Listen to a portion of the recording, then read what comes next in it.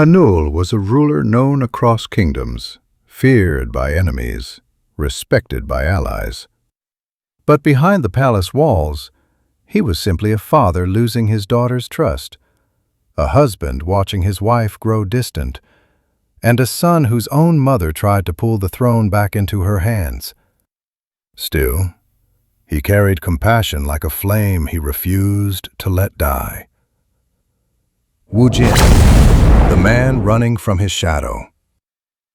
Wu Jin was loud, reckless, and always in trouble. He stole, he fought, he lied, but not because he was evil. He did it to protect So-mi, his little sister, who believed he was the strongest man alive. But every lie, every debt, every mistake pushed him deeper into darkness.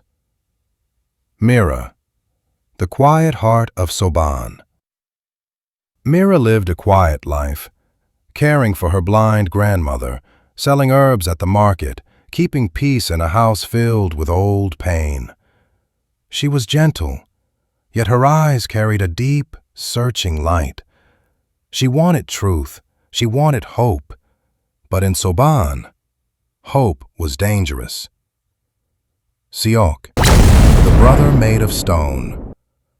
Seok carried anger the way warriors carry swords, always tight in his grip, always ready to strike. He blamed the king for his father's death, and he feared the bitterness in him would one day turn him into the very monster he hated. The Black Teeth Gang, the wolves in the dark. The Black Teeth Gang ruled the shadows, a twisted family held together by fear, not love. Their boss, Dae-jin, treated men like tools. His lieutenant men moved with dead eyes that once belonged to a farmer long ago. They dragged Soban deeper into violence. Their debts were chains, and Wu Jin was caught in them. Far from the palace lay Soban, a village swallowed by its own hurt. Once beautiful, now broken, King Hanul sent messengers, not soldiers, with a gentle message: "Return, you are remembered." "Spies, go back to your king. We don't need him, not now, not ever." And he did not answer rebellion with wrath. He answered with humility. He dressed in worn clothes, left the palace quietly, and walked toward Soban alone. Princess Jia watches him leave with fearful eyes. The king enters Soban. He looks like a poor traveler. "Careful, man, move your feet," he was told. "He walks like he owns the place," a young boy said.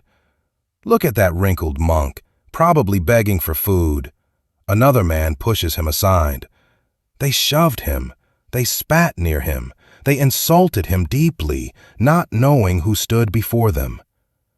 The king walks until he reaches the quietest, poorest place in Soban. Broken roofs, starving children, cracked walls. He chose the poorest street, a place forgotten by everyone, except him. He rents a tiny room with a thin mat and sits alone, listening to distant cries. He watched their pain, their hunger, their anger. He listened to mothers who lost sons, to children who lost hope, to men who lost themselves. "Look, a good beggar trying to play hero." "Stay out of our way, old man. This street belongs to us." Ahmad said coldly. Even the gang mocked him. They saw only weakness, not the power he carried inside. "Soban has no room for useless men," another man mocked. But the king remains silent. But he was learning what had broken this village, learning how darkness had been allowed to grow. King Hanul. A village without kindness destroys itself from the inside. King Hanul thought. Wu Jin speaks. "Stop pretending you care. You don't know us." But a few began to listen. Wu Jin got in trouble again. "Help me, please!" he cries while running into King Hanwell's poor neighborhood. It was dark, and Wu Jian successfully made his way into the neighborhood. Confused and desperate for help, Hanwell comes to him as though he was expecting to welcome him. Hanwell brings Wu Jian into his home and gave him his clothes. When Wu Jian wore the clothes, he looked like the king, and Hanwell wore Wu Jian's and looked exactly like him.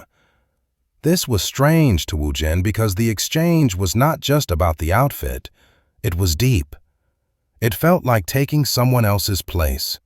Hanwell, appearing to be Wu Jian, stepped forward, and the gang pounced on him. He doesn't fight back. He was not angry, because he carried a debt that was not his. He was beaten like a thief, a common criminal, until there was no breath in him. It was a day that started as a normal day.